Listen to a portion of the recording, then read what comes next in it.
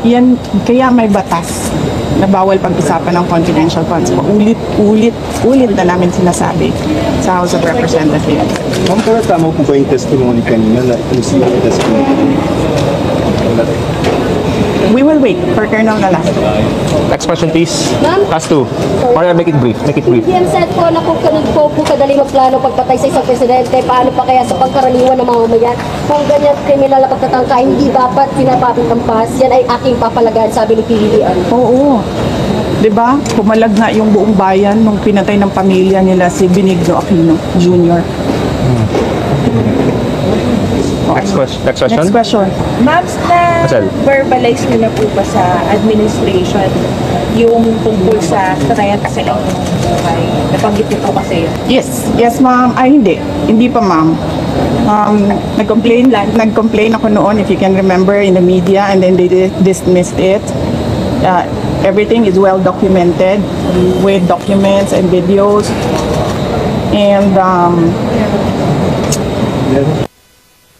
nagsabi ang NSC na national security concern ang threat sa president, pero apparently they really do not consider the threat to the vice president as anything of a concern. So what kind of country is this? Hindi ba kaparte ng gobyerno ang vice president? Hindi ba ako binoto ng mga tao? Hindi ba ako ang vice president ng buong Pilipinas, ng lahat ng mga Pilipino?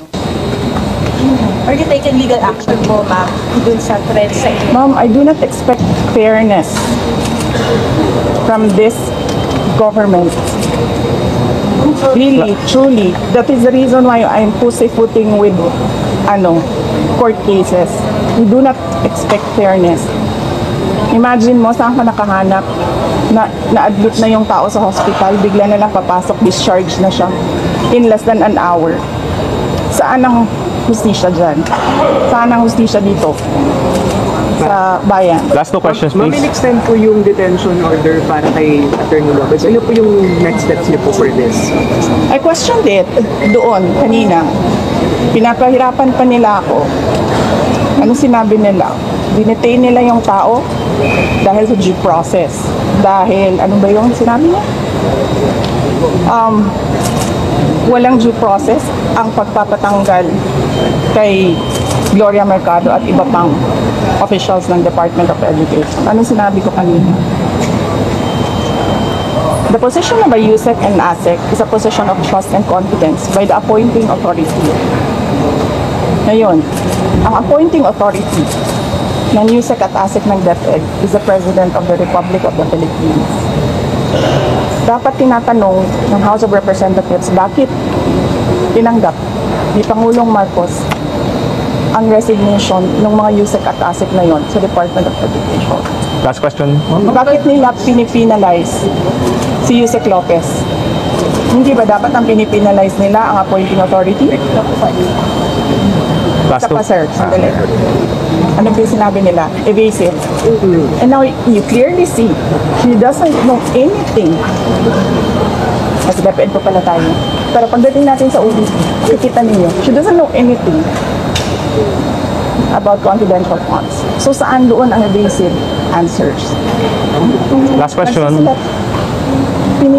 Penalize nila si Yusek Lopez for writing a letter to the Commission on Audit on the position of the Office of the Vice President regarding the release of documents regarding confidential funds.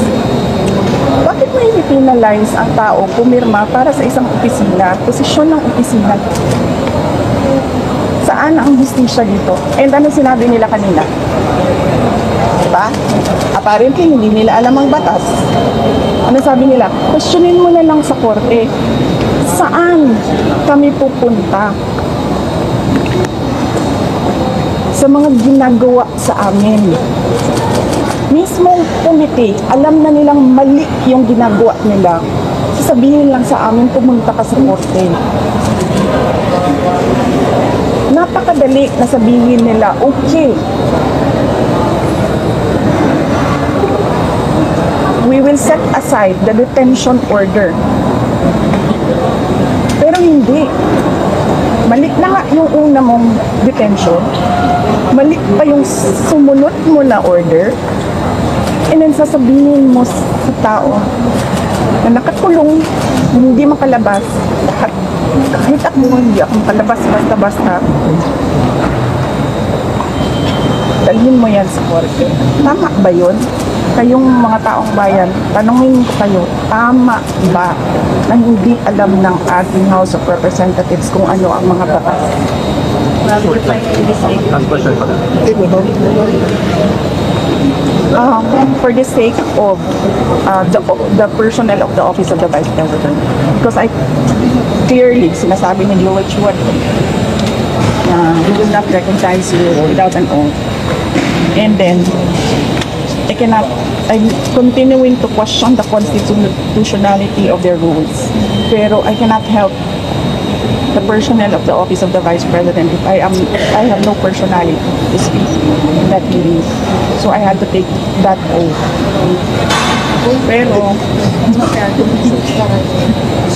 ayun. Papasalamat ako sa inyo sa pinili yung kay Isaac Lopez at sa lahat ng OVP version. Will you go up to the Supreme Court to question? Kasi may jurisprudence naman on contempt powers of Congress. And yun lang ang sinasabi ko, sir, no, parang we don't trust anyone anymore in this country. We don't expect justice anymore in this country.